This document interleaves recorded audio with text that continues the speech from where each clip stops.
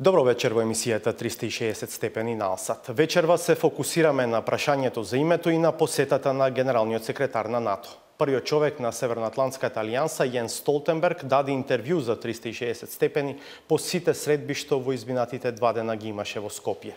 Ке ги слушнете неговите одговори на нашите прашања за тоа дали има временска рамка за прием на земјава во НАТО, дали ако утре се реши прашањето за името, има консензус меѓу земјите членки да се упати покана за прием на Македонија веќе на следниот состанок на Северноатлантскиот совет, што слушнало од власта за последната предлог рамка за преговори од Нимиц, што му кажал лидерот на ВМРО ДПМН, дали рускиот интерес во регионот може да го забрза или да го запре за членувањето на Македонија во НАТО.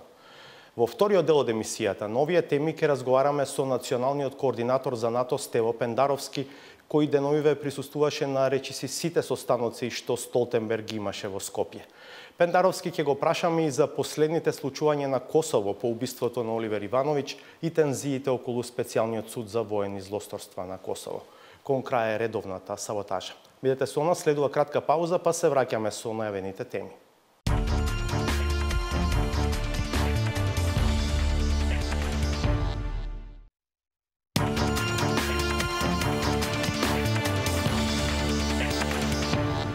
Гледате 360 степени.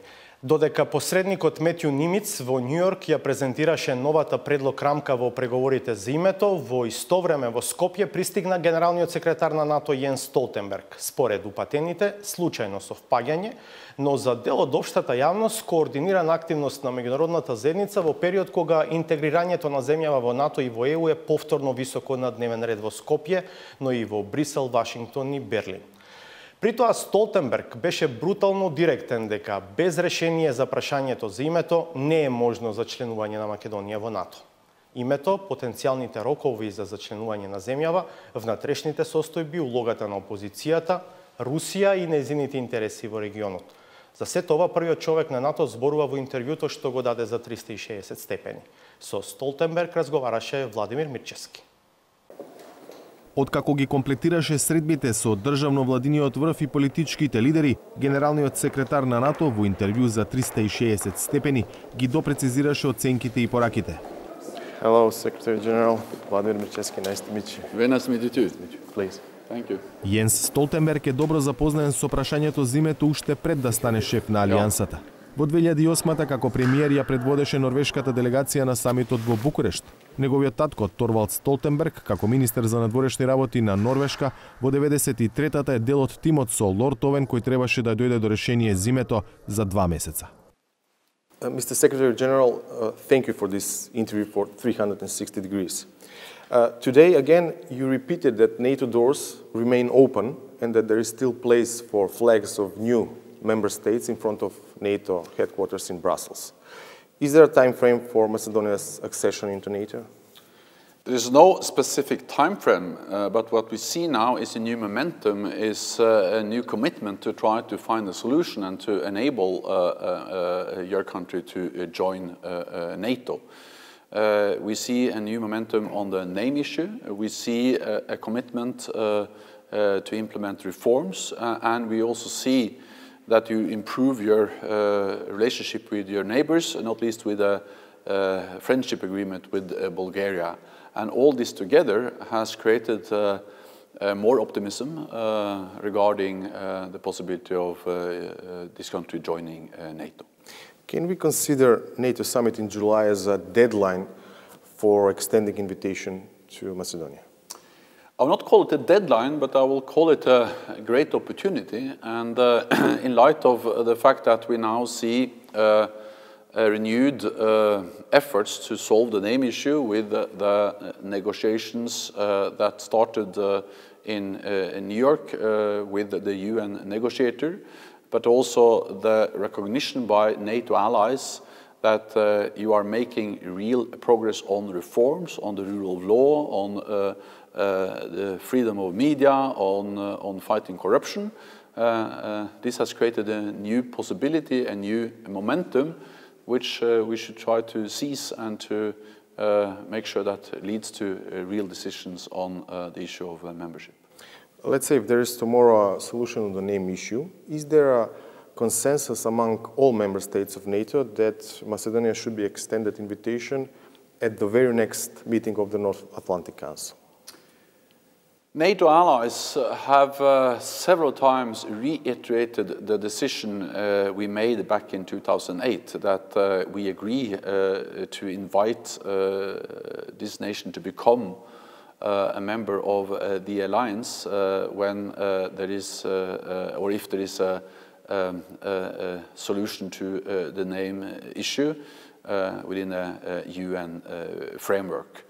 And that decision stands. At the same time, there is a lot of focus on reforms because NATO is based on some core values on the rule of law, democracy, individual liberty. And these values, of course, are important also for any country which is considering to join the alliance. But again, we are impressed by the commitment, by the progress you are making, and we welcome the strong enthusiasm we see and the drive we see in this country to move forward on the path towards membership, and NATO supports you in those efforts. Today you used positive wording on the internal developments in the last period in the country. Do you really see progress, or is this just a rhetoric on the behalf of the government? No, we see progress. A year ago, we saw deep political crisis. We saw violence in the parliament, and that shocked all of us, all allies, and everyone in the alliance, in all capitals, were shocked about the pictures we saw from the parliament.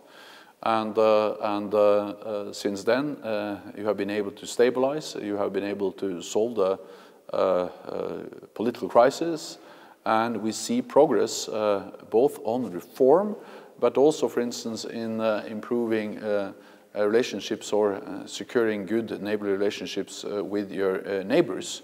And therefore welcome also the fact that you have ratified and agreed the friendship agreement with Bulgaria. So this is real, this is substance, and of course NATO is there to encourage you to continue, and therefore we commend you when you are making progress.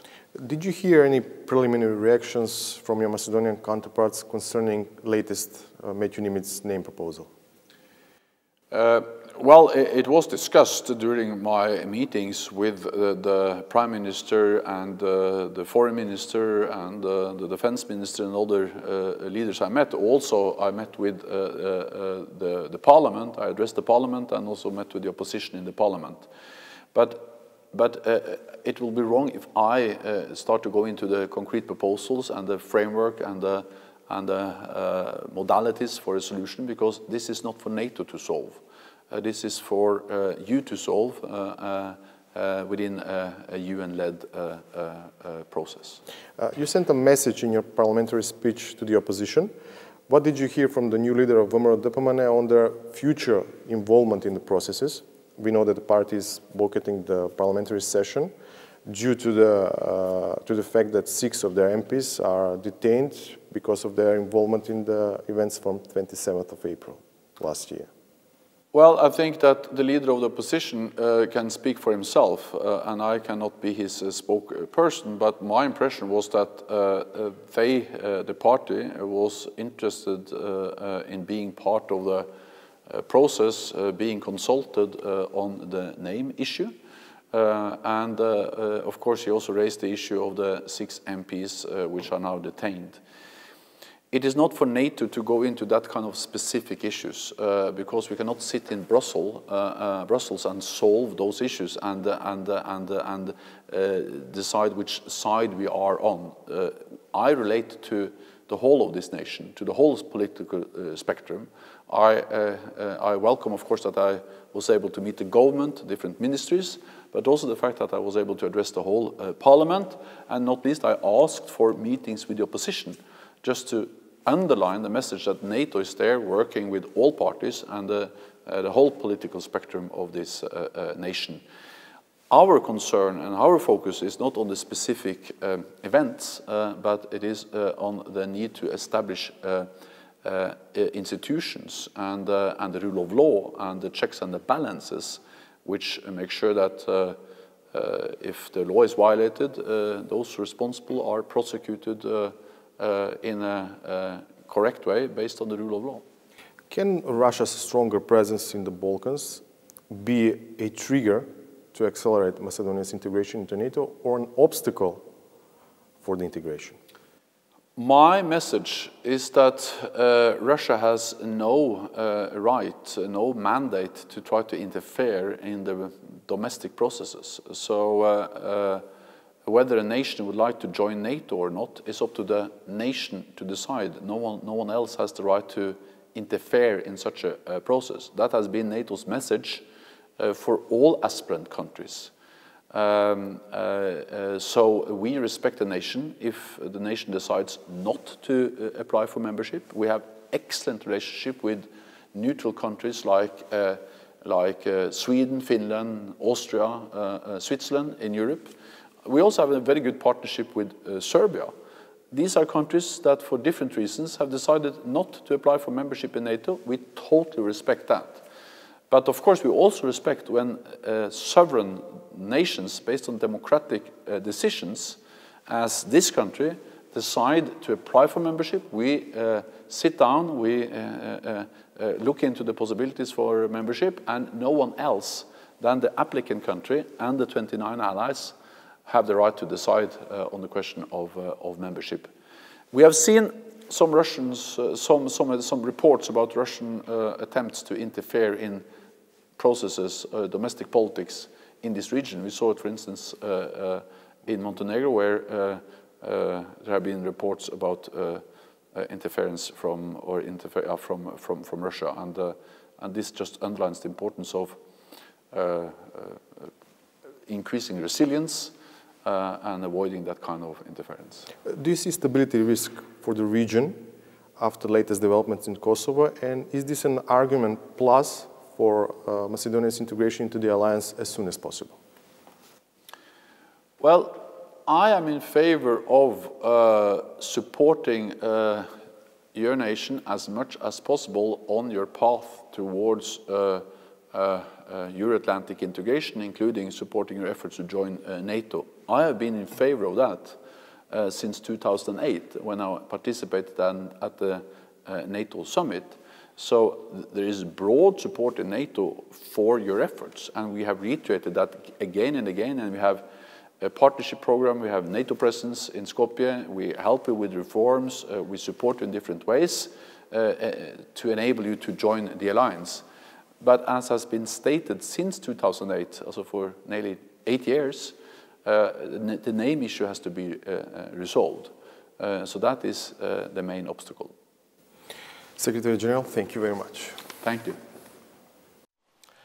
Го видовте интервјуто на Владимир Мирчевски со генералниот секретар на НАТО Јенс Столтенберг. Ќе одиме на уште една пауза по која овие прашања од друга перспектива ќе ги разговараме со националниот координатор за НАТО Стево Пендаровски. Бидете насад.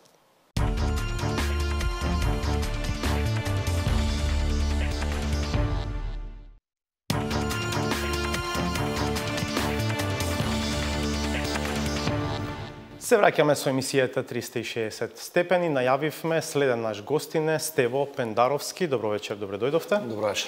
Национален координатор за НАТО, инаку имате повеќе други актуелни и поранешни капацитети, универзитетски професор по група предмети од меѓународна политика, меѓународна безбедност, поранешен пратеник, поранешен председателски кандидат, поранешен советник на 20 председатели на Република Македонија. Ке почнем со последниот развој на настаните поврзан со преговорите за прашањето за името. Нимиц излезе со нова предлог рамка, таа не е јавно презентирана, веројатно и од разбирливи причини.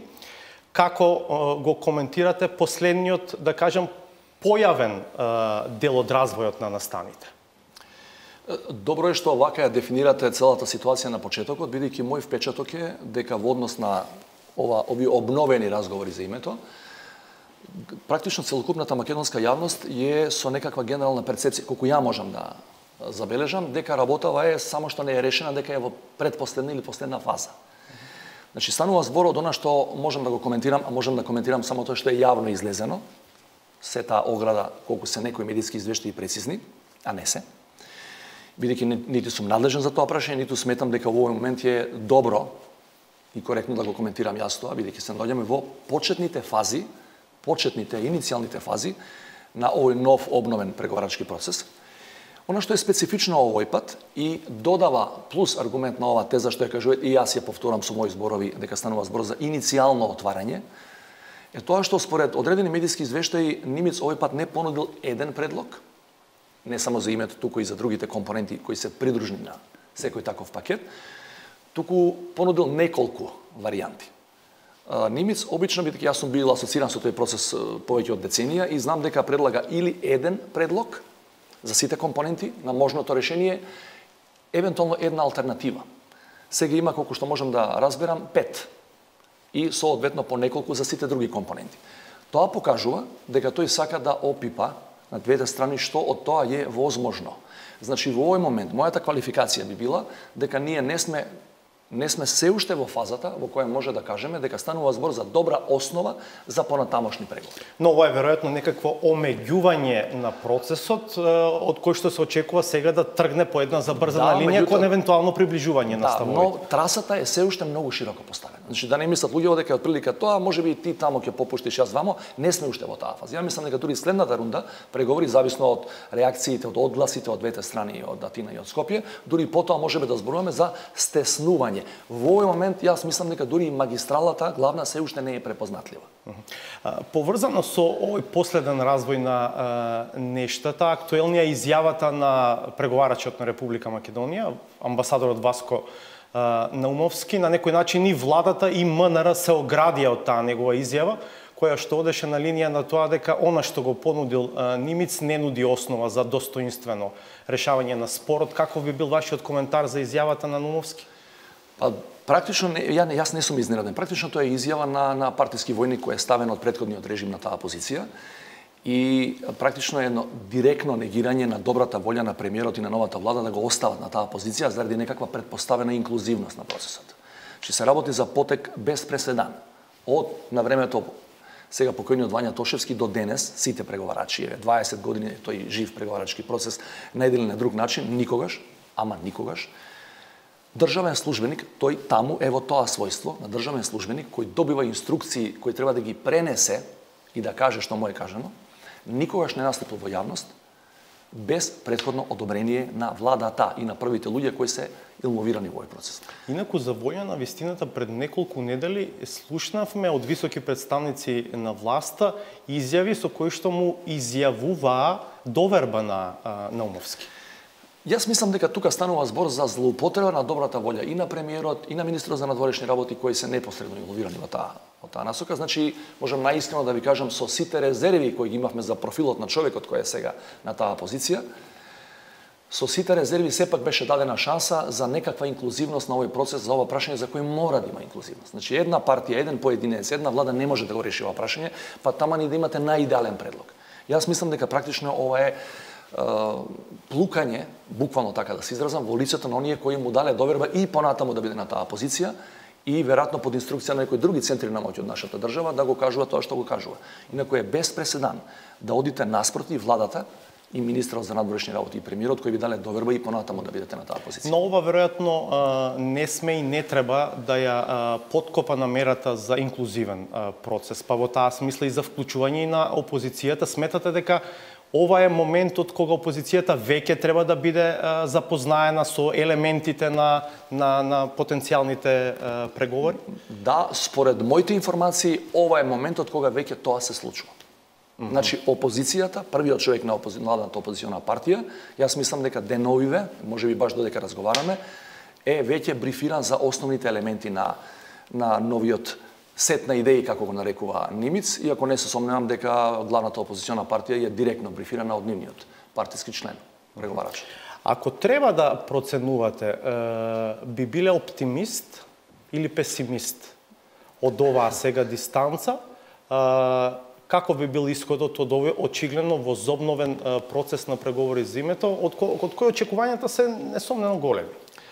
Јас го коментирав во едно интервју, ми се чини во текот на вчерашниот ден, истото ова прашање, бидејќи сум предолго во оваа работа, не само генерално во политиката, туку баш асоциран со овој проблем и сум видел многу на горнини и на долнини. Морам да се опишам себе си како умерен или како разумен оптимист, меѓутоа никако како неинформиран или како наивен оптимист. Значи знам што се случува, претпоставам што ќе се случува и понатаму и од двете страни, особено на што ќе дојде како порака од Атина. И не можам да речам дека со сигурност 100% тоа прашање ќе се реши во наредните неколку месеци, бидејќи секој пат повторувам, бидејќи е таа суштината на спорот, околу 50% се на страната на Македонија. Што ние ќе направиме, ќе направиме внатрешен консензус, кохезија, за што ќе се согласиме ако воопшто се согласиме, или ќе се согласиме дека нема да се согласиме со тој сет на идеи на Нимиц, и тоа е државен став, бидејќи ние практично никогаш, освен во Букурешт, 2008-та никогаш, повторувам, не сме имале државен став, во кој ќе влезе и опозицијата, и премиерот и председателот во исто. Меѓутоа не знам што ќе се случи на другата страна на вистина, бидејќи да не анализираме премногу грчката политичка сцена, тамо владата на Ципрас е во незавидна ситуација, не само заради политичкиот рейтинг, туку заради финанската криза која се уште трае, и луѓето во Македонија кога ги слушаат сите овие извештаи од Атина кои доаѓаат на тема името, они тие не знаат, не мора ни да знаат, дека главно прашање на владата на Ципрас сега практично не е македонското прашање. Туку дали ќе се согласат на четврти или понатамошен финански пакет за спасување на грчката економија или ќе декларираат дека сега во февруари конечно завршуваат со таа кризна програма и влегуваат во сферата на нормалните членки на еврозоната. Околу прашањето за името и перцепциите на домашната јавност, премногу ли е ако се каже дека сепак за решение ќе биде потребен многу потежок компромис отколку што можеби некому му се чини во овој момент? Не знам што кому му се чини, меѓутоа јас тврдам дека компромисот кој евентуално би го направиле наредните месеци на ова прашање ќе биде многу потежок од компромисот кој можевме, ако сакавме со консензус да го решаваме домашен внатрешен ова прашање во 2008-та во Букурешт и било која година потоа. Консензусот по антиквизацијата и по тој процес на градење споменици и ревидирање на историјата на македонскиот народ и на Република Македонија, кој беше свесно направен концепт од претходната влада, во многу го отежна решавањето на проблемот. Значи, стврдам дека после 2009, 2010, 2011 тој процес е дупло потежок за решавање и не можете да го отстраните тоа во преговорите со тоа што ќе изместите евентуално еден или два споменика од центарот на Скопје. Мислите дека гаранциите кои што Грција ќе ги бара во таа смисла се многу поголеми од стапките од оваа гаранциите се едната компонента, втората се вие морате, ние не сме завршени со тој процес, бидејќи сме колку вчера што се били во позиција да убедуваме некого. Ние ги изгубивме сите меѓународни пријатели. Значи ние сега велиме сликата за Македонија во Брисел или Вашингтон или Берлин е превртена за 180. Да. Ама повторно треба да ги убедуваме. Повторно треба да ги обидуваме. Значи ние не сме успеле само со тоа што имате нова влада, а претходниот режим отиде во заборав, дека ние сега сме сосема други. Ние имаме 10 години брутален автократски режим кој ги урнисуваше сите позиции на Македонија, не само по однос на прашањето со името, меѓутоа најмногу веројатно на меѓународна сцена во однос на ова прашање. Ако нешто донесе посетата на Столтенберг, рекове видовме на речиси сите средби кои што генералниот секретар на НАТО ги имаше во Скопје, бевте присутен таму во овој капацитет на национален координатор за НАТО, велам донесе тоа е неговиот брутално директен одговор околу тоа на каков начин се поврзани решавањето на прашањето за името и потенцијалната покана за членување на Македонија во НАТО и беше велам многу јасен и директен дека нема друг пат и дека патот е еден, а тоа е треба да се реши прашањето за името, па потоа да се очекува покана за НАТО. Јас мислам дека има две причини најмалку колку што ја можам да видам за таквиот негов настап, односно за таквиот негов начин на презентација на иначе јасните завршни комуникеа на сите практично НАТО самити од Букурешт до денес, а ги имаше 6 во меѓувреме. Значи прво е неговиот политички и психолошки профил на човек кој доаѓа од северот на Европа, има еден специфичен начин на изразување без многу емоции што е специфика за нас медитеранските типови или балканските типови. Меѓутоа, од друга страна, мислам дека е тоа поттикнато од проценките кои ги прават во НАТО алијансата со години наназад, дека тука постојат се уште носители на високи и највисоки политички функции, кои мислат дека има план Б со кој може да се заобиколи начинот на решавање кога се примаат нови членки во НАТО, па зборува за консензус -1, -2, што е невозможно. Невозможно. Бидејќи тоа го кажуваат не некои луѓе на маргините, аналитичари кои кои немаат никакво влијание, туку високи државни функционери, колку до вчера, па и денеска, колку што сум јас информиран, тој мора да каже луѓе, немојте да мислите дека во НАТО се влегува на поинаков начин. Имавме и прашања на неговата пресконференција од некои новинари, дали е возможно со почитување на пресудата во Хаг, која е неспорно во наша страна, да влеземе така. И тој мислам дека објасни повторно, да ги употребам вашите збори брутално или директно и отворено, дека станува збор за суд од една страна, од друга страна за политичка организација во која членките се зачленуваат затоа што имаат јасни принципи по кои работат, а тука често пати правото не е присутно, туку политичките и националните интереси. Во интервјуто што пред малку имавме шанса да го видиме, колегата Мирчевски го прашува Столтенберг дали во ситуација, ако утре, например, се реши прашањето за името, има консензус меѓу земјите членки веќе на следниот состанок на Северноатлантскиот совет да и се упати покана на Македонија за прием. Столтенберг не е најасен и при тоа лавира во просторот меѓу тоа дека самитските заклучоци се реферираат на потребата од решавање на прашањето за името, па потоа упатување покана, но и за тоа дека кај дел од земјите членки, а тоа е содржано и во дел од самитските заклучоци, големо внимание се обрнува и на други критериуми поврзани со домашниот демократски перформанс на земјата. По Петерски, 2016 имаше самит на НАТО во Варшава. Ако го читате, тоа е веднаш по нашата криза, беше почната 2015 со бомбите, во 2016. Кој ќе го погледате завршното комунике, кој се повторува на ланскиот самит во Брисел претходната година. Идентично. Вели, ги нотира забелешките по одредени области, слобода на медиуми, независно судство и така натаму, бомбите како директен упад во разузнавачко безбедниот систем на Македонија. Сосема небитно кој го направил, како го направил. Вие влегувате во една есенцијална воена организација, која има и свој разузнавачки апарат и вие имате толкав пробив, таква пенетрација, сосема небитно од која страна, на држава која утре треба да биде споделувач на информациите во тој заеднички разузнавачко безбедносен комплекс на Алијансата. Значи, од кога ги нотира, вели, прецизно може да проверите, тоа е една неверојатна формулација, значи колку ниско имаме падната во меѓувреме, вели Македонија со сите овие работи што се случуваат во меѓувреме и со длабоката политичка криза се оддалечува од главните вредности на Алијансата. Зашто зборуваме? Значи, вели, со ова се оддалечува од јадром, core values, јадрените вредности на Алијансата. Значи, имаме тука многу за поправање. Моја проценка е дека во овој момент, со новиот политички амбиент, дека ако дојдеме до решение и компромис за името, полесно ќе ги поминеме и другите прашања, бидејќи тие веќе се адресираат од новата влада, со планот 369. И да немаме илузии, никој во Алијансата не мисли дека ние можеме да направиме, било која држава во светот може да направи, независно правосудство, судство за 3, 6 или 9 месеци. Тоа е процес кој трае со децении во најголем дел од земјите кои денеска има независно судство, меѓутоа крупни чекори во таа насока се веќе регистрирани. Но сепак со други зборови на едно погенерално ниво, не е само прашањето за името критериум за влез во НАТО. Не е ова што ние се уште не сакаме во таа форма да го кажеме, значи зборам како македонска страна, условно тука постојат најмалку две, по некои наши проценки и 3 земји членки во Алијансата кои во овој момент имаат резерви не во однос на името само, тоа е заклучок на Алијансата заеднички, туку и во однос на некои други состојби. И ние мораме тоа да го адресираме. Знаете, тие се заморија веќе од козметичко повторување дека наводно сме за реформи, ако се сеќавате, само да потсетам на една хумористична работа, меѓутоа и тоа беше рапортирано во седиштето на НАТО и во седиштето на Европската унија. Че предходната влада веднаш по првиот извештај на Прибе за усвои акционен план за имплементација на се што е набележано во Прибе рапортот. Луѓето кои придонесоа да го имаме Прибе рапортот во таков облик и со таква содржина, направија наредната вечер по публикацијата на тој извештај, направија акционен план за негова имплементација. Тие повеќе не веруваат на таква реторика. И со право. Да, кои се тие земји, кои се другите евентуално пречки во оваа амбиција за Македонија да ја добие поканата за НАТО? По уште една пауза, благодарам за сега. Ве поканувам да бидете на Алсат и понатаму.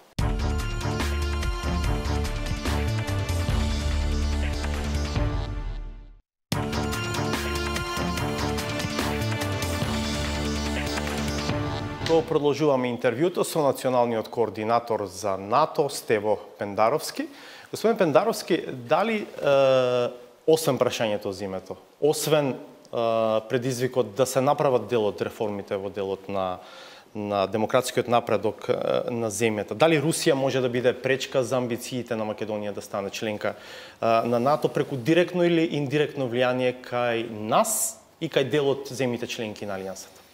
И јас морам да бидам реален и да кажам, значи, јас сум еден од оние кои вела дека настапот на надворешно поле на Руската Федерација мора да се разграничи, кога станува збор за било која балканска држава, па и кај нас, И јас сум еден од веројатно првите кои јавно има кажано дека ние не треба да се плашиме од баш се што доаѓа од Руската Федерација, дека тоа не е се само опасност за дестабилизација или за попречување нашите стратешки цели. Меѓутоа, морам да бидам искрен и да кажам дека очекувам одредени обструкции на тој пат и тоа не толку внатре во Република Македонија, туку колку, како велите вие, не само од земји членки, туку можеби и од некои структури кои не се формално представници политички на некои земји членки, меѓутоа се тука некаде во регионот. Значи не можеме да го исклучиме тоа затоа што имаме појасна здравје изјава и на Лавров и на многу други нивни официјални представници од Министерството за надворешни работи дека не гледа благонаклоно на македонскиот пат кон НАТО алијансата. Руската Федерација од пред неколку години го смени драстично својот став и кон проширувањето на Европската унија.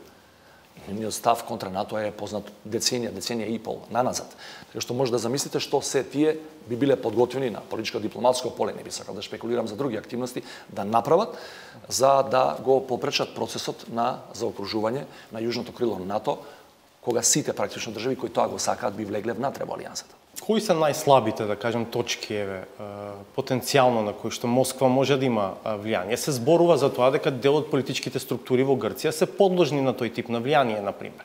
Што може да биде и доволно, да речеме, да се растори целата работа околу преговорите за името. Да бидеме реални, без апострофирање, без кога немате докази, можете само да анализирате. Меѓутоа, јас од позиција на човек кој е дел од власта, се не можам ни тоа да си го дозволам, да отидам толку далеко, меѓутоа не би исклучил и одредени поединци и структури од Македонија. Добро. Зошто Франција е, например, секогаш толку многу воздржана кога станува збор за македонските прво европски, а веројатно и евроатлантски интеграции? Па ја не мислам дека Франција е една од тие неколку држави кои има резерви, значи зборуваме начелно. Порано имавме една прилично наивна експликација околу француската воздржаност, да кажам условно, кон проширувањето на НАТО. И мислевме дека бабата на Саркози во тоа време е виновна, која има потекло од Солун. Станува збор за стратешки интереси и за нивното пошироко геополитичко позиционирање визави другите потенцијални претенденти за таа позиција во Европа и пошироко. Меѓутоа, во тој дел морам да ви кажам дека постои една нова, колку што ја можам да забележам од Скопје, една нова динамика со новиот француски претседател, со Макрон, кој се обидува да ја репозиционира Франција како лидер во Европа. Меѓутоа, тоа не го прави со правење сојузи преку Атлантикот, туку со правење сојузи во Европа. Што беше специфика за Саркози, кој беше повеќе проамерикански, отколку што беше потребно според очите и според гледањето на некои европјани. Јас мислам дека новата надворешна политика на Макрон е шанса и за нас. Ние мораме да бидеме реални. Македонската надворешна политика со години наназад де факто ја запоставуваше Франција. А германската надворешна политика ја имавме во предвид само ако баравме некака подршка за евроинтеграциите и само по тој повод. Јас мислам дека ние мораме таа наша франкофонска линија, условно да ја наречам, во нашата надворешна политика да ја засилиме, не само заради прашањето за името или за нашето евентуално иминентно влегување во НАТО алијансата, односно поканата, затоа што Франција е исклучително битна и новата динамика на француската надворешна политика би морала да биде препознаена во Македонија, да бидеме повеќе присутни, ако не се лажам, ние повеќе од година дена немаме воопшто амбасадор во Париз, што е недозволено од аспект на држава која сака да се асоцира во тие организации и на неколку битни дипломатски постови нема никого. Тоа е несериозно од наша страна. Да, колку актуелната регионална динамика може да има позитивно или негативно влијание на оваа амбиција на Македонија да стане што побрзо членка на НАТО? При тоа мислам на случувањата пред се во Косово и она што последно се случи таму, убиството на Оливер Ивановиќ. Ќе има и тоа ќе и биде позитивен ефектот. Затоа што оваквите немили настани во нашето непосредно обкружување ги провоцираат поголемите играчи да размислуваат и за Балканот. Знаете, сите лоши работи што ни се случуваа и пред 27 април, особено 27 април, го завртеа повторно вниманието на Македонија. Ја тврдам дека да не беа тие радикални настани што се случија во Македонија или тоа нарушување на јавниот ред и мир во поголем обем, па на самата граница на поголеми меѓуграѓански судири, дека практично ги донесе големите играчи со засилено внимание повторно тука да гледаат на македонскиот случај. Што со оваа држава конечно во перспектива. Не сакам да кажам дека треба само лоши работи да се случуваат за тие да го свртат нивното внимание кон нас и побрзо да не внесат во алијансата. Меѓутоа добро е кога го имате вниманието на најголемите западни сили, бидејќи практично тие се моторот на сите овие евроатлантски интеграции. Сега, случувањата на Косово, не само низ македонската призма, туку повеќе низ призмата на регионалната стабилност. Кој има интерес да се случува ова на Косово? Знаете, имаат неколку фактори интерес да се случува на Косово. Конкретниот последниот случај, за еден човек кој беше, јас го знам многу одамна, по разни регионални и континентални средби и конференции, кој беше неспорно гласот на разумот. Неспорно гласот на разумот. И тој воопшто не е во добри релации со официјален Белград. Знаете, јас на почетокот дента бев на една емисија присутен и ме праша околу тоа. Јас веднаш реков дека и денеска ја држам таа моја проценка, дека убиството на Оливер Ивановиќ нема да има практично никаква директна безбедносна импликација врз Македонија. Да бидам искрен до крај, ја немам никакви податоци кој би можел да стои за тоа, гледам дека и надлежните органи на Косово тоа не го знаат, се уште е рана фаза на истрагата, но воопшто не би исклучил некој од неговиот етнички круг тоа да го направи. Не посочувам со прст врз никого. Меѓутоа не мислам дека нужно по дефиниција кога е убиен еден етнички србин, извршителот мора да биде некој од албанскиот камп и обратно, како што е обичајот кај нас. Инаку да бидеме реални, ако го земеме здраво за готово, не можеме да го земеме тоа, дека Оливер Ивановиќ е убиен од албанска страна. Само во таква ситуација би можеле да разговараме за евентуална некаква импликација кон Македонија, која исто етнички хетерогена, како што и Косово, како што и Србија. Меѓутоа, што ако не се случило тоа? Кажете ми каква безбедносна импликација ќе има, ако евентуално, велам, со висок степен на шпекулативност, ако Оливер Ивановиќ е убиен од Србин? Каква тоа би имало негативна реперкусија врз Македонија, кога се знае дека меѓуетничката оска во Македонија се уште највиталниот параметар по која проценуваме нашата безбедност. А што би били интересите во евентуално српско сценарио, да кажам? Не можам да шпекулирам до крај, бидејќи навистина тамо, јас сум бил неколку пати на северот на Косово во изминативе години, и тамо има навистина наплив на многу фактори. И не се само Белград и Приштина тука има и регионални, и континентални, и глобални играчи. Еден од првите ефекти го видовме. Прекинот на преговорите, српската делегација се повлече, и тоа во време кога после една цела година на практично пасивност во тој преговарачки процес не се случуваше ништо. Може би целта е и тоа, да не се реши косовското прашање и неговото така наречено финално завршување е се уште најтешкиот балкански проблем. Не е прашањето со името на Македонија. Може би некои од надворешните сили кои не сакаат да го видат целиот регион асоциран во западните институции, сакаат да го попречат решавањето и на тоа прашање, бидејќи знаете дека постои внатрешен диалог во Србија, по некои нивни внатрешни проценки 2019 е за нив годината на одлука која ќе се решат во каков облик ќе ги воспостават или ќе ги нормализираат односите со Приштина. Што во таа смисла значат овие внатрешни фрикции во Косово околу позицијата и судбината на судот за воени злосторства на случаи на територијата на Косово? Значат само една работа. Значи, по сите на тој суд има сосема поинакво име, меѓутоа сите го знаат по неговото популарно име, суд за поранешната УЧК. Знаете, сега логично е дека сите оние кои некогаш биле во тие структури би имаат некаков страв за својата политичка и човечка иднина. А некогашните првенци на некогашната УЧК се денешните главни политички раководители на Косово. Претпоставам дека е тој разговор битен и обидот. Мислам дека тука се гледа нивната намера. Обидот со законска иницијатива да ја одземат силата, практично да го поништа тој суд кој почна да се одвива во Косовското собрание, па беше прекинат по интервенција на западните сили, ја покажува нивната намера, таков суд да не постои. Меѓутоа таков суд невозможно е да го спречите неговото формирање и веројатно тука се тие фрустрации. Што првите реакции од Западот, особено од Вашингтон, беа прилично директни. Она што јас го чув, мислам дека во некој облик беше пренесен и во дел од медиумите во регионот. Тамошните западни амбасадори кажале една прилично необична работа кога ви кажуваат што може да биде консеквенца, не е само консеквенца хуманитарна помош прекинување. Или нема да ве поддржиме во заокружување на вашата меѓународна независност. Или недобивање виза, што му се случи. Недобивање виза, тоа не е доволно. Тоа не е морков и стап. Практично има една прилично изненадувачка реченица дури за мене или за нас што го следиме регионот со години.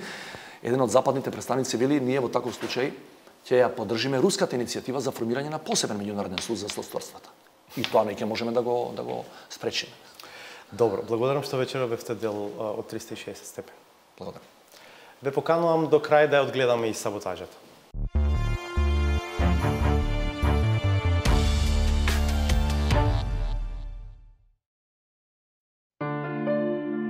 Проблемот со името ја покажува сета своја сложеност, дури и онаму каде реално тоа и не ги допира луѓето кои со него се соочуваат. Чувствителноста е толку голема што секој се обидува да биде внимателен и да ги задоволи апетитите на засегнатите страни. Па отсуството на негово решение е предизвик за тие што се соочуваат со неговата небулозност. I was in Macedonia, in Pharaoh. In Skopje, yeah. До решение не може да се дојде ако низ најделикатната фаза од процесот има политички подметнувања кои со ништо не придонесуваат да се расчисти состојбата и да се стаса до очекуван и прифатлив компромис. Мините не ги поставува никој друг, туку оние од кои тоа не се очекува. Иако ако се има предвид како стигнале до позицијата, тогаш е јасно дека тие не комуницираат со овој свет. По Божја промисла, пред 2 години и 2-3 дена бев именуван за заменик на председателот на владата на Република Македонија задолжен за европски прашања. Оние што не стасале до функцијата по Божја промисла туку на избори од граѓаните, веројатно имаат поголема одговорност, па затоа им е поважен овоземскиот живот. Но и тогаш се зависи во која улога се наоѓаат и ставовите по клучни прашања им се разликуваат во зависност од тоа дали се на власт или во опозиција. Така кога ја имаа во своји раце, тогаш двојазичноста не ја проблематизираа и не сметаа дека е чекор кон дезинтеграција. Ваквиот закон доведува до опасност да се наруши хармонијата и кохезијата на македонското мултикултурно општество, поради деградирањето на единствениот интегративен елемент македонскиот јазик. Големо предавство ќе било ако покрај пратениците албанци кои што имаат право да зборуваат на својот мајчин јазик во парламентот и министрите, ако зборувале министрите албанци, ако зборувале македонски, тоа ќе било големо предавство и ревизија на Охридскиот рамковен договор. Тоа не се лепи.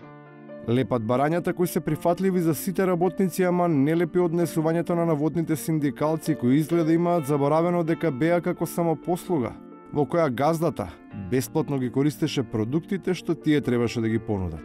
По парафот што го ставија, безпредметна е нивната функција, особено што наместо за нивните колеги, тогаш кога требаше, тие стоеа во истиот ред со узурпаторите на нивните права. Јавниот сектор е социјална категорија. Непојмливо е еден синдикат да застане против своето членство, наместо да покаже солидарност и да даде поддршка, од причини што барањата на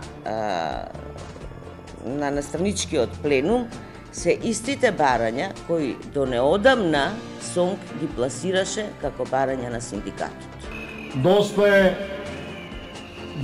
е и доста е. Доста ќе биде тогаш кога ќе престанат да постојат чираци кои одработуваат, тие кои наместо да спојуваат делат кои што не градат слога и разбирање, туку презир и недоверба. Кога еднаш сите ќе разберат која е целта и ќе се потрудат заедно да се стаса до неа. Кога веќе никој од никого нема да биде алергичен. Скоро секој трет-четврт македонец има некаква алергиска манифестација. И на крајот, под диагнозата, ова е терапијата која треба да се користи. Џандарите ме малтретираа дека сме партија од СДС, а ние не сме партија од СДС. Ние сме за сите луѓе да бидеме сложни. Еден за сите, еден. Ние сме македонци сме. И во Македонија ќе умреме. Ама да имаме иднина за нашите деца. Никој нема потреба да умре за Македонија, за неговите деца да имаат иднина. Треба да се живее за Македонија. Сега и утре. Ова беше се за вечерва. Благодарам што бевте со нас. Ке се видиме повторно в понеделник од 22:30. Пријатно.